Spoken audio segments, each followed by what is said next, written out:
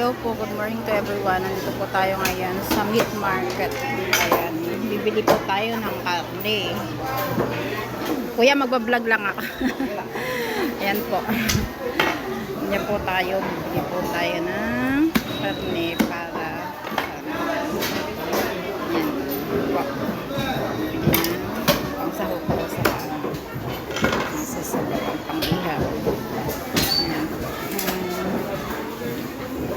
Dami po dito. May pupunta po tayo sa may sinanglaw. Diyan naman po yung mga tindahan ng chicken.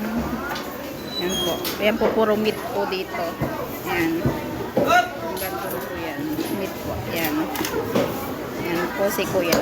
Kaya po yung lagi kong pinagbibila ng karne. Ayan.